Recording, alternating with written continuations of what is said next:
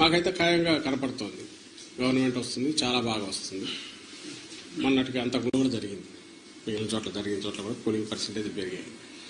Voting జరిగే శాతాన్ని బట్టి చూసి యాంటీ ఇన్కంబెన్సీ అనుకుందామంటే మీరు గమనించిన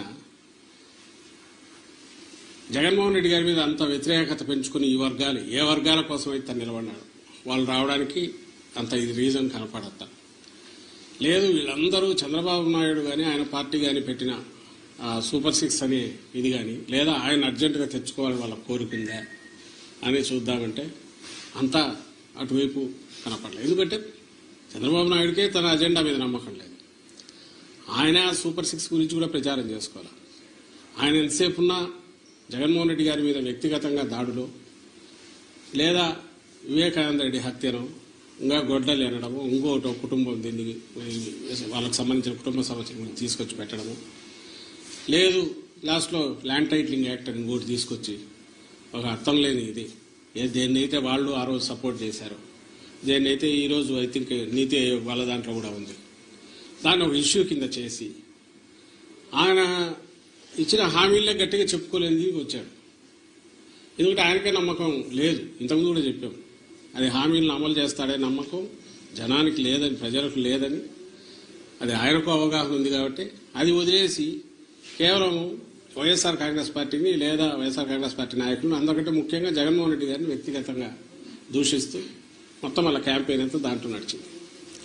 సో ఆ నేపథ్యంలో ప్రజలు ఆయన ఇచ్చిన హామీల మీద నమ్ముకొని వచ్చింటున్నారనడానికి అది కనపడట్లా. ఉంటే ఆయనే చెప్పేవాడు దాని గురించి, వాళ్ళు దాని గురించి మాట్లాడేవాడు. వేరే మా నాయకుడు ఆయన మొత్తం ఒకే థీమ్ మీద మీరు గమనిస్తే ఈ 5 ఏళ్ల పాటు తాను రాష్ట్ర అభివృద్ధికి సంక్షేమం ద్వారా లేదా మొత్తం డీసెంట్రలైజేషన్ ఆఫ్ పరిపాలన సుపరిపాలన అందించడం ద్వారా తాను ఏం చేశాడో ఇవే చెప్పాడు. ఇవి కంటిన్యూ కావాలా అనుకుంటే నన్ను దీవించండి అని అడిగాడు. ఈ థీమ్ బలంగా కంటిన్యూస్ జనంలోకి వెళ్తూ వచ్చింది. మేము ఎప్పుడు చెప్తుండేవాళ్ళం కదా 87% లబ్ధిదారులు ఏదో ఒక రూపంలో బెనిఫిట్ పొందిన వాళ్ళందరూ అవును ఇది నిజం అనుకున్నారు. కరెక్టే కదా, ఇది కంటిన్యూ అయితే మా బతుకుల్లో ఇంకా మెరుగైన మెలుపు వస్తుంది, మేలు మలుపు వస్తుంది, ఇంకా వెలుగు పెరుగుతుంది, కుటుంబం అభివృద్ధి జరుగుతుంది అని వాళ్ళు నమ్మారు. ఏదైతే హోప్ పెట్టుకున్నామో వాళ్ళు ఓన్ చేసుకున్నారు ఈరోజు.